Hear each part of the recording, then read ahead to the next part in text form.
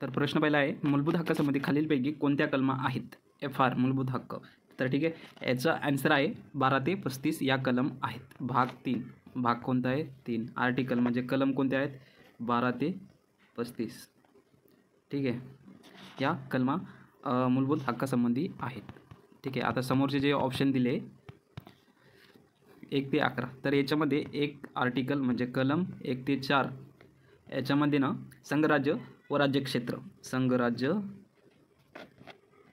व राज्यक्षेत्र. ठीक आहे मित्रांनो, यासंबंधी 1 ते 4 ही कलम आहे. आणि 5 ते 11 जे थर्ड नंबरचं ऑप्शन आहे, 5 ते 11 याच्यामध्ये 5 ते 11 मध्ये नागरिकासंबंधी आहेत. ठीक आहे, 5 ते 11 नागरिकत्व संबंधी आहे. जसे की समजा येणार आहे, भारतीय नागरिक आहे, विदेशी नागरिक आहे म्हणजे परकीय नागरिक, याच्या रिलेटेड आहे. समजा किती? 5 ते 11 कलम. ठीक आहे, 5 ते 11. आणि आता जे लास्टचं ऑप्शन आहे 36 ते 51 हे मार्गदर्शक तत्वे याच्यामध्ये संबंधित आहेत कलमे. 36 ते 51 मध्ये कोणत्या कलमा आहेत? तर मार्गदर्शक यासंबंधी कलमा आहेत. मार्गदर्शक तत्वे. ठीक आहे, आणि घटनेचा सर्वात विस्तृत भाग आहे. जे मूलभूत हक्क आहे ते जगातील ज्या सर्व देशांच्या ज्या घटना आहेत त्यांच्यापेक्षा सर्वात जास्त विस्तृत आपली भारताची घटना आहे. ठीक आहे, आणि घटनेचा हा सर्वात जास्त विस्तृत भाग आहे. कोणता? मूलभूत हक्क. काही मूलभूत हक्क फक्त नागरिकासाठी असतात, जसे की कलम 15, 16, 19, 20, 30. आणि मूलभूत हक्क मर्यादित नाही आहे मित्रांनो. ठीक आहे, अमर्यादित नाही आहे, त्यांना मर्यादा आहे. आणि ते कसे आहेत? गुणात्मक आहेत, नकारात्मक नाही आहे. ठीक आहे, राज्यसंस्थांच्या असंगत कृतीविरुद्ध उपलब्ध आणि खाजगी व्यक्तीविरुद्ध उपलब्ध आहेत. ठीक आहे, तर नेक्स्ट क्वेश्चन बघूया. ठिबक सिंचनाचा शोध खालीलपैकी कोणी लावला? ठीक आहे मित्रांनो, तर मित्रांनो अशाच प्रकारे आपण 4 ऑप्शन ते डिटेल्समध्ये बघणार आहोत. त्याची माहिती आणि इतर माहिती प्लस हे संपूर्ण याच्या नुसार आपण सिलेबसचं जे काही PDCC बँकेला सिलेबस आहे त्याच्यानुसार कवर करत आहोत. आणि यापैकी असे क्वेश्चन येतीलच. ठीक आहे, तर तुम्ही जर नवीन असाल तर चॅनलला सबस्क्राईब करून घ्या आणि सबस्क्राईब मित्रांना शेअर करा. ठीक आहे, तर ऑप्शन आहे हरीश टोटल ब्लास. तर याचा आन्सर आहे मित्रांनो ब्लास. ठीक आहे, ब्लास्ट आन्सर आहे सेकंड नंबरचं. तर याच्याविषयी जी इतर माहिती आहे ती बघूया. ठिबक सिंचन आणि तुषार सिंचनामुळे 40% पाण्याची बचत होते मित्रांनो. जसं की आपण शेतकरी ठिबक यूज नाही केलं तर डायरेक्ट दांडामध्ये पाणी सोडतं, तर त्याच्यामुळे पाणी खूप वाया जातं, म्हणजे साईडला वाया जातो. ठीक आहे, तर ठिबक कसं आहे, ठिबकामुळे 40% पाण्याची बचत होते. आणि जून 2010 पासून केंद्र सरकारने ठिबकावरती अनुदान देणे चालू केलेले आहेत मित्रांनो, एवढं लक्षात ठेवायचं आहे. तर आता महाराष्ट्रामध्ये जो ठिबक सिंचन आहे तो कशाद्वारे सर्वाधिक आहे ते बघूया. तर विहिरीद्वारे आहे ना मित्रांनो, विहिरीद्वारे किती पर्सेंट? 55%. सर्वात जास्त विहिरीद्वारे ठिबक सिंचन केलं जातं महाराष्ट्रामध्ये. त्याच्यानंतर आहे कालवेद्वारे किती? 22%. ठीक आहे, आणि त्याच्यानंतर तलाव आणि लास्टला येतं उपसा. ठीक आहे, याद्वारे महाराष्ट्रामध्ये ठिबक यूज केला जातो. ठीक आहे, आता नेक्स्ट क्वेश्चन बघूया. खालीलपैकी कोणत्या जिल्ह्याला तलावांचा जिल्हा असे म्हणतात? तर ऑप्शन आहे ठाणे, गोंदिया, भंडारा, सातारा. ठीक आहे, तर आन्सर आहे गोंदिया जिल्ह्यास तलावांचा जिल्हा असे म्हणतात.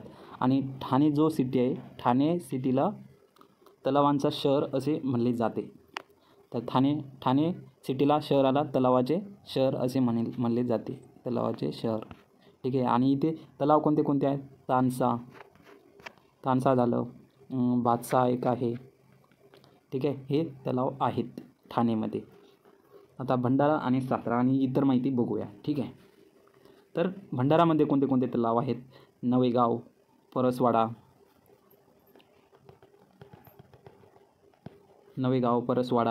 उमरजई हे भंडारामध्ये तलाव आहेत. तर सातारामध्ये कोणते आहेत ते बघूया. तर सातारामध्ये जलविद्युत प्रकल्प आहे मित्रांनो, धोम हा सातारामध्ये जलविद्युत प्रकल्प आहे. कन्हेर हा पण आहे. आणखी कोयना हा पण आहे. कोयना, कन्हेर आणि धोम हे जे जलविद्युत प्रकल्प आहे हे सातारामध्ये आहेत. भंडारामध्ये नवेगाव, परसवाडा आणि उमरझई. ठीक आहे. आणि गोंदिया ॲन्सर आहे याचं. तलावांचा जिल्हा गोंदिया आहे आणि तलावांचं शहर कोणतं आहे? ठाणे सिटी आहे मित्रांनो. आणि ठाणेमध्ये कोणते कोणते तलाव आहेत? तानसा आणि भातसा. ठीक आहे मित्रांनो. आणखी आहे पण हे इम्पॉर्टंट आहे. ठीक आहे.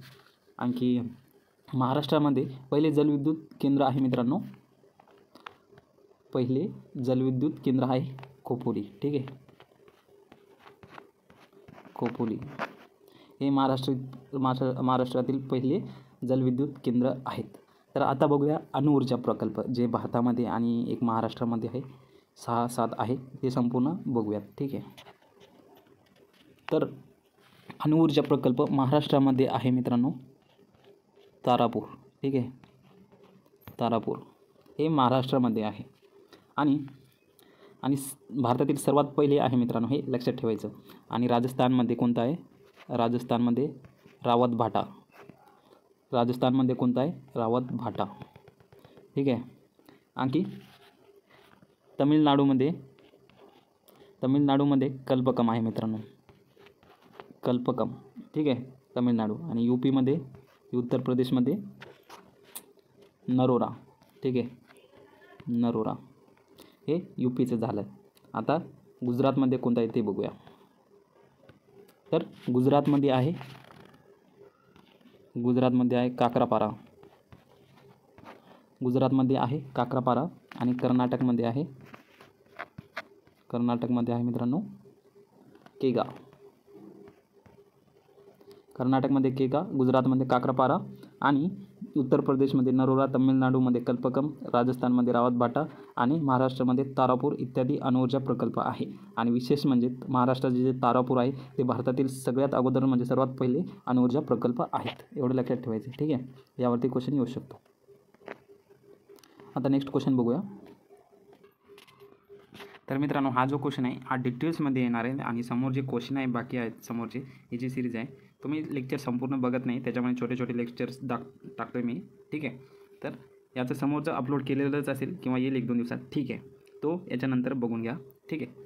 आणि इथेच हा व्हिडिओ संपवतो. लाईक आणि सबस्क्राईब करा आणि मित्रांना शेअर करा. धन्यवाद.